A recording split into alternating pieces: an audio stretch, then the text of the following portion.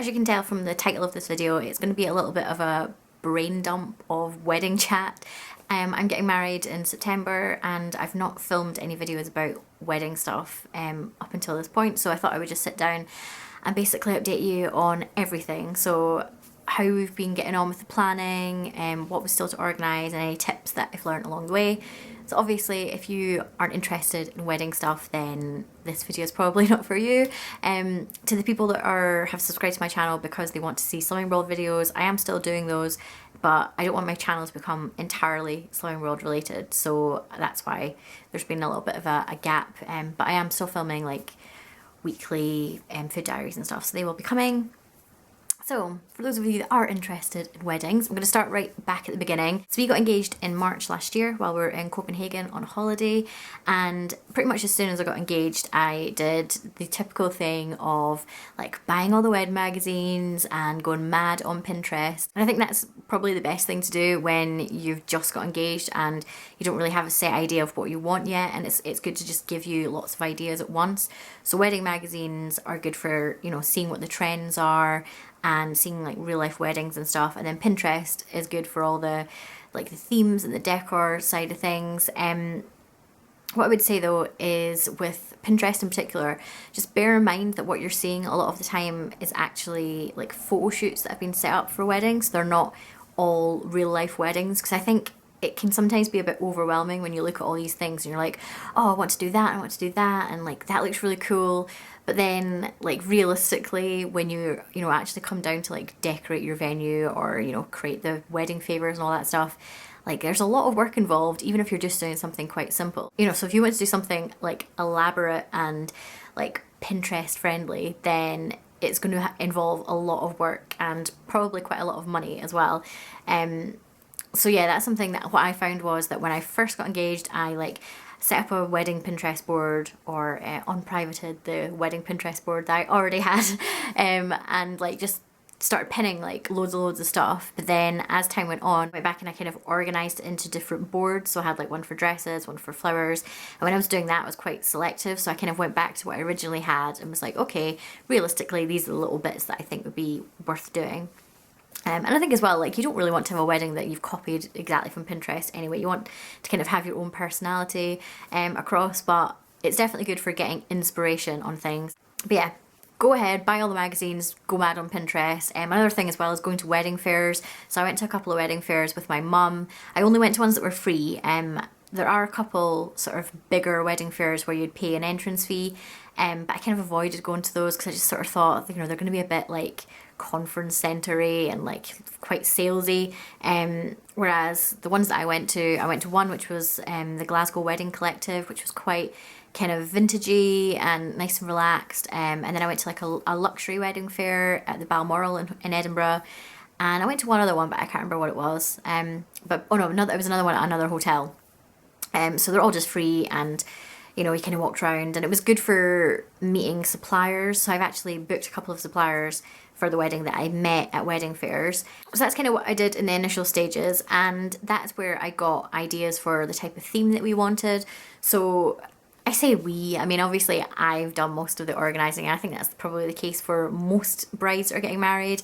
The groom doesn't really want to be sitting like picking out, you know, colour schemes and things for a wedding. But what I have done through the whole process is I've normally like looked at some things, got an idea of the sort of thing I quite like, and then been like, okay, what do you think of this? Do you like these sort of colours? Are you happy with this? And that's what we did with the, like when deciding on what type of theme and what type of venue we wanted. I'd seen quite a few pictures in magazines of outdoor weddings, and so we started looking at those pictures together and kind of agreed that we liked the idea of having like a wedding in a garden, or, you know, in like a barn or something like that. But then we started looking into it more, and again took that little bit of a reality check. We kind of thought, Scotland, can we get married outside? Probably not. So what we did really like though was the whole kind of rustic idea. So then we started looking into barn venues, and actually in Scotland there's only like a handful of places. We narrowed it down to the ones that were nearest to where we stay in Edinburgh, and we went and viewed 3 of them. We really liked the first place, and we're pretty set on booking there, until we went and viewed the other 2 and realised that actually cost wise that place that we really liked was actually way above the other ones. And so when we went to view the place that we eventually booked, we both just completely fell in love with it. And we had, like I said, we were quite set on this whole barn venue, but they also have a castle in the grounds as well. And we went and had a look at that and decided that that's where we will have our ceremony. So we've got this nice balance between having like a ceremony in like this grand room in a castle, and then we've got our rustic DIY reception in these beautiful barns.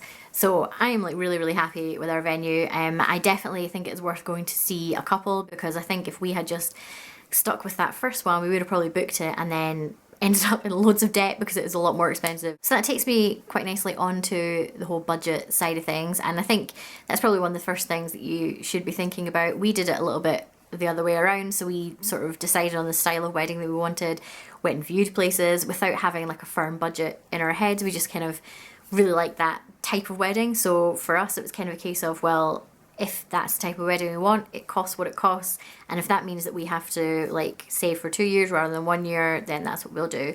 But what we did was we kind of found the venue we liked, found out how much that was going to cost. I then looked at, you know, what are the common costs of all the other bits of the wedding, you know, what's an average price for flowers, an average price for a photographer, that sort of thing, and put that all together at a total cost, and then looked at, okay, how much money can we put away each month, how much help are we getting from our families, and then, you know, we kind of worked out, is that feasible for us to get married in a year's time, because we did kind of want it to be, we got engaged in March 2014, we kind of wanted to be able to get married in 2015.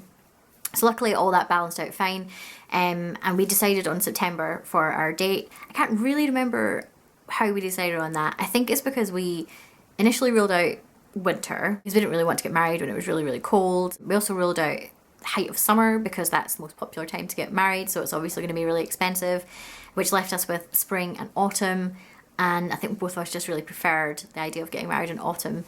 So September and October were the two dates we're looking at, and obviously as well it depended on what our venue had available, and luckily they were quite busy already for September, but the weekend that we chose they were available, so that was all fine. Okay, so we had decided on the type of venue we wanted, we'd found our venue, we'd set our budget, we'd set our savings targets for each month. What I did next really was look at a couple of the main suppliers. So the first one being photographer, because I'd read that that's kind of one of the first things you should really think about, because they book up really far in advance. So again, from like looking on Pinterest and in wedding magazines and stuff, we'd kind of got an idea of the type of photography that we wanted. So we liked the idea of, I think it's called like reportage style. So, you know, kind of quite natural, just catching people when they're like having conversations or when they're dancing, rather than lots of posy shots. Again, we kind of narrowed it down to about 3 people. All of them were very similarly priced as well. We kind of had our favourite in those 3, and we arranged to meet up with him, and within about like 10 minutes we both kind of decided that we definitely wanted to book him. He was just really nice and friendly, and we kind of felt relaxed around him, and that's obviously one of the key things, is that you feel comfortable with that person on your wedding day, because they're going to be taking lots of photographs of you. So I kind of could tell right away that we were going to get on with him, and we kind of had similar sense of humour and stuff. So I'm looking through his portfolio that he'd given us. His photographs were all beautiful, and funnily enough actually I stumbled across pictures of a wedding of a girl that I used to live with when I was at uni. So he'd done her wedding like a couple of months before, which is quite funny. So as well as having photographs, a lot of people obviously get have their weddings filmed, so they hire a videographer. And when we first started talking about our wedding, that wasn't something that was really high up on our priority list. And we spoke to a couple of our friends who were married. A few of them said that their one regret was not getting a video, because, you know, photographs are obviously great for looking back on, but I think a video is something that will really properly capture the day. You know, you can watch the speeches back, you can watch the vows back, and you can't really get that just from a photograph.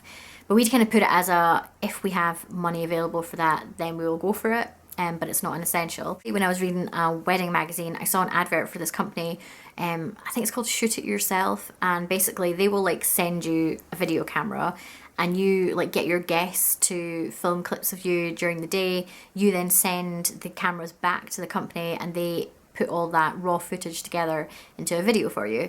And I was like, oh, that sounds like quite a good idea. And then I looked, and they also had a second option where they'll just give you all the raw footage and you can edit it yourself.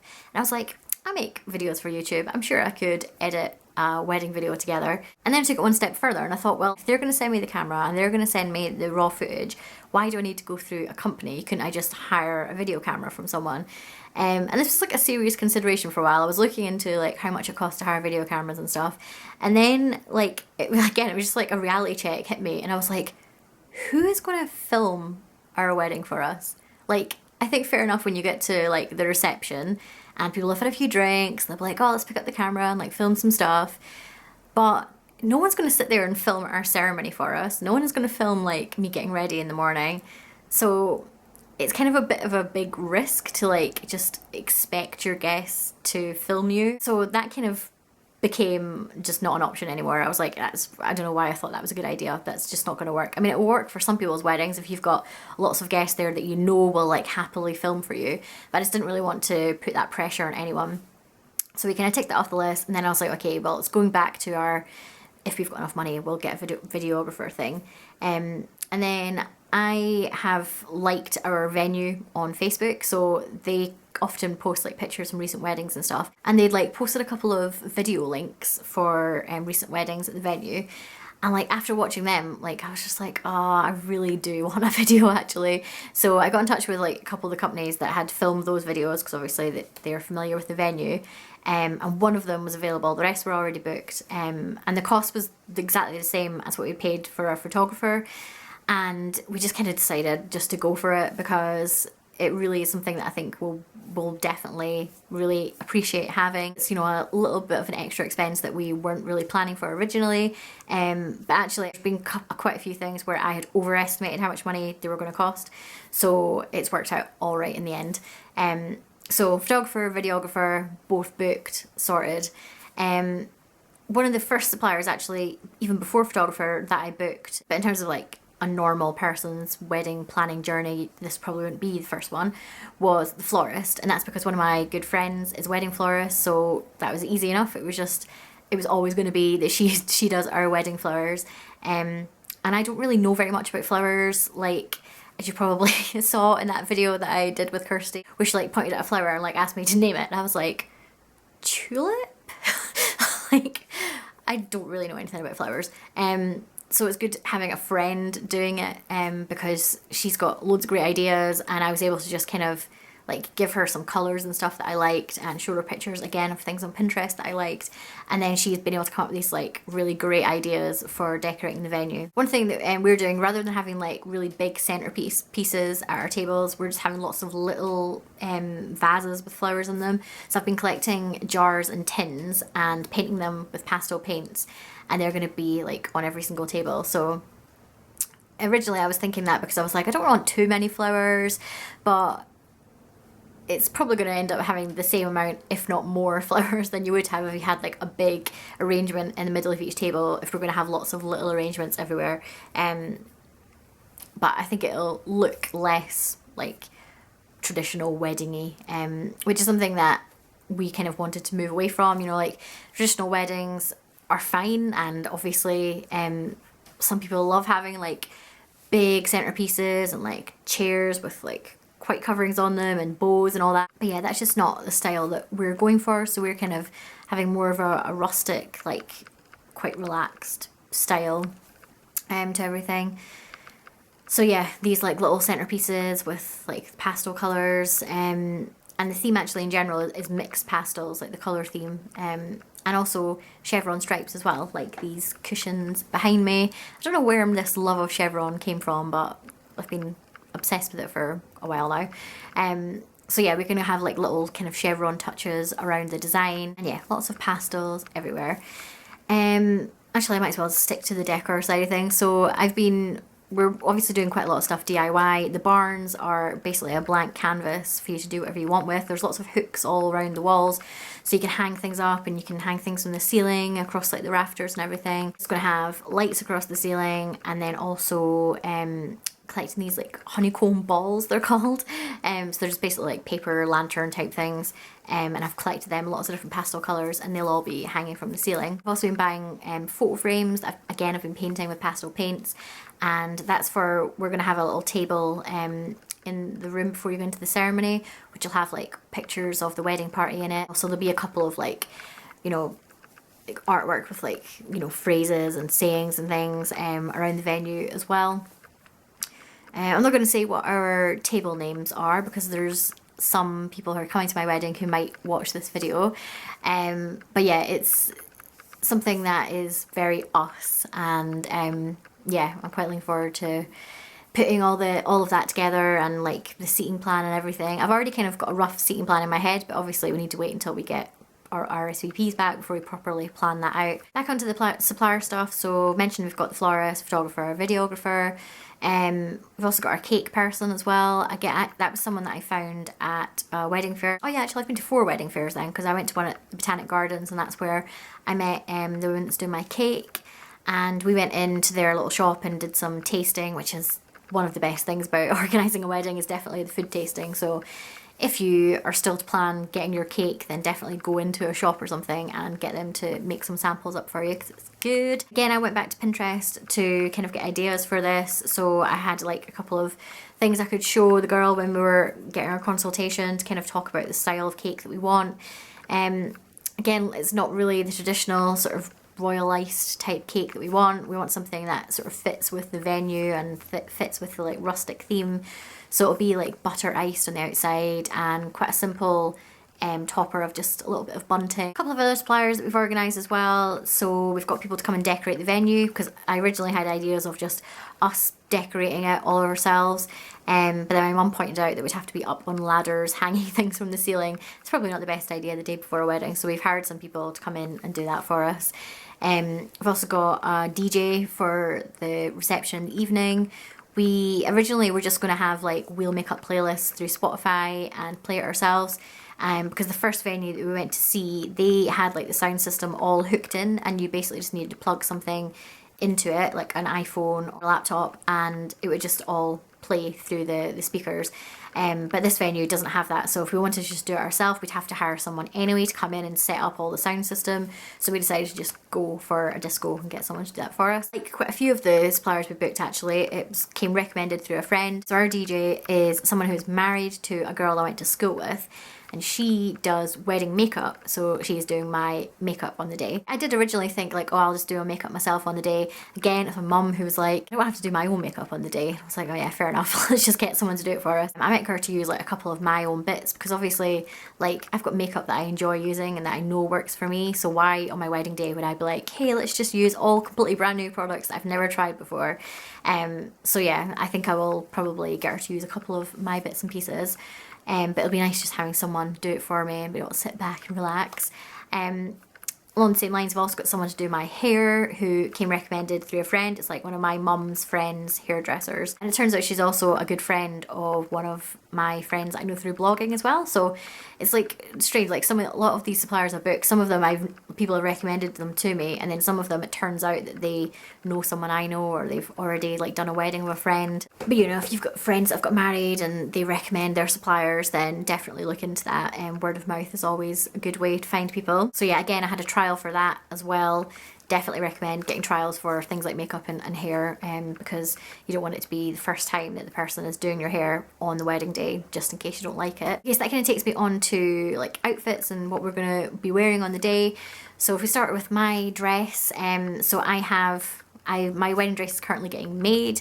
I had been like looking again on Pinterest for ages, and I'd sort of decided on the style of dress that I wanted. I ended up getting my dress from a place called Lady Jojo's, which is just like, they specialise in those sort of style of dresses, and I loved like all of the ones that I tried on, but there was just one that I completely fell in love with. I know people always say you'll know the minute you try on like your wedding dress, but yeah, definitely the minute like I pulled it up, I was just like, this is perfect. I absolutely love it. So I think I should be going for my first proper fitting in like my actual dress in July, so it'll be like in the next couple of weeks, so I can't wait to go and try it on again.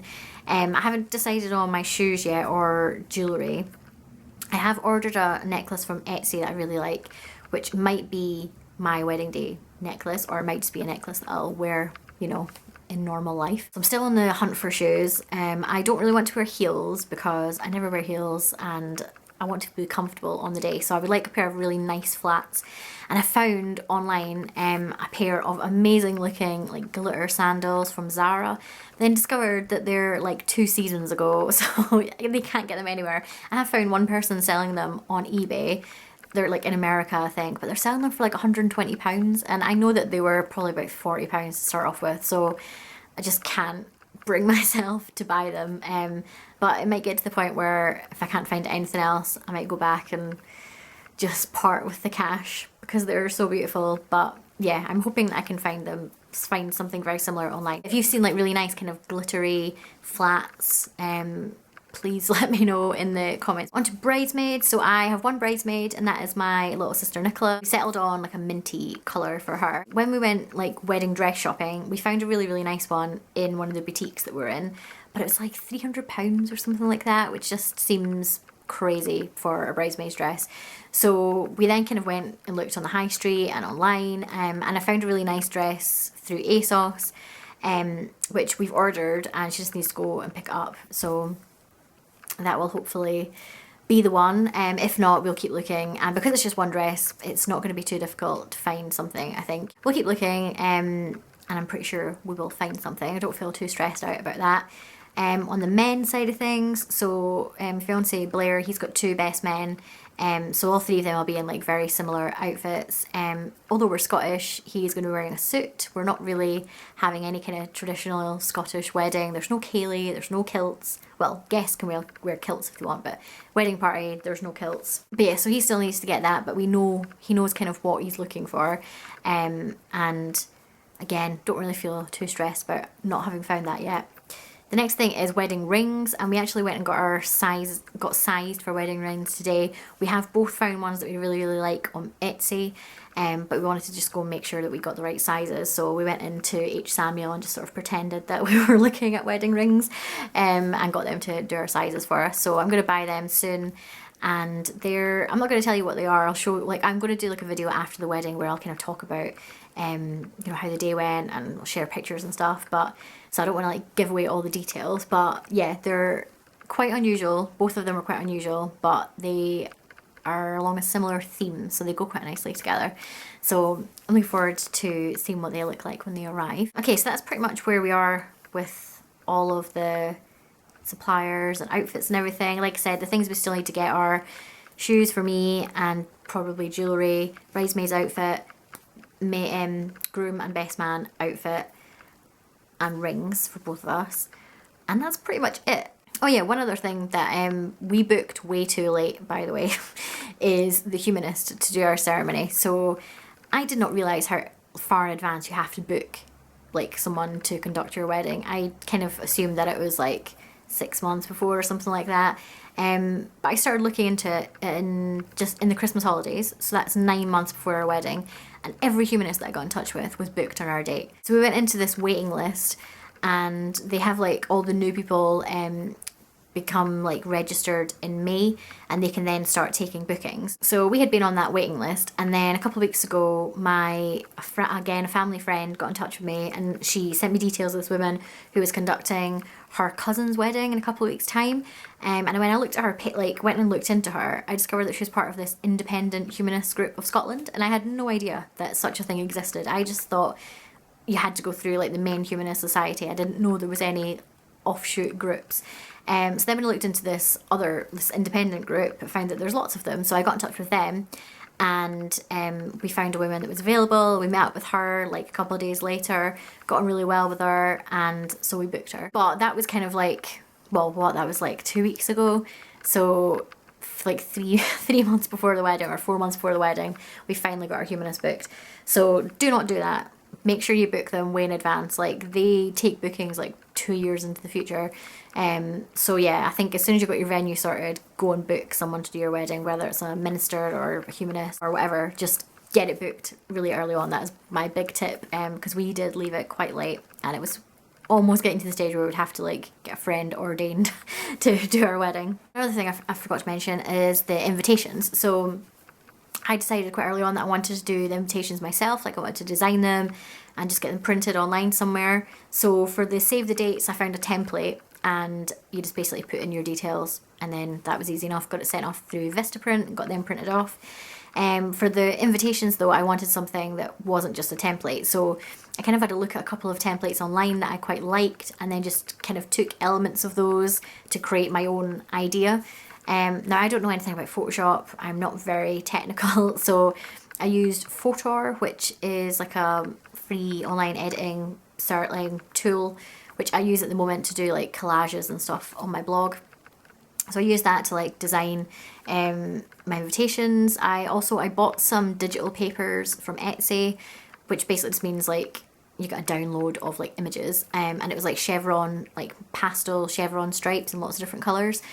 So I used like those kind of chevron prints as part of the design, and then I printed them all off through a website called printed.com, which a Rosie Outlook, she had written a blog post when she had her wedding, and I found that they were really cheap. Like I've been looking online to find places that we could print stuff off, and it wasn't like that it was expensive, but like somewhere like Vistaprint, the prices are pretty good, but they're quite limited in the types of paper and stuff that they use, whereas this printed.com had loads of different types of paper, and it was dead cheap as well. So we printed all of our invitations and like the RSVP postcards through that, and I'm also going to go back and use them for our table names, like the posters for the tables, and also some artwork for the rooms that I mentioned having like photo frames and stuff.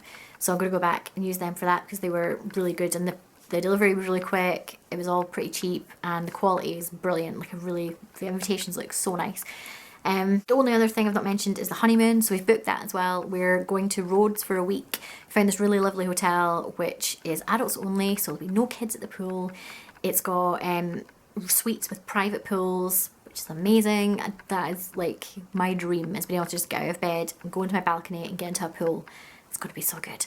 And it's in a really quiet part of Rhodes, not anywhere near like Faliraki or any of the kind of busy places.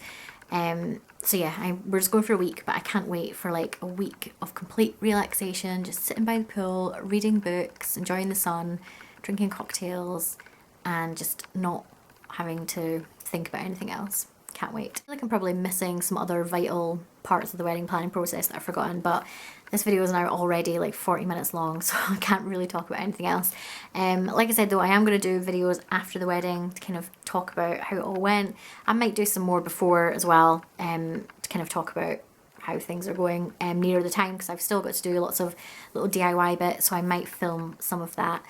But yeah, if you've got any questions about the wedding planning process, if you're engaged and are about to start planning a wedding, then please let me know. Or if you've got any of your own tips, if you've already got married and there's things that you think I should know, let me know in the comments. But yeah, thank you for watching this video. Hope you enjoyed it, and I'll see you next time. Bye!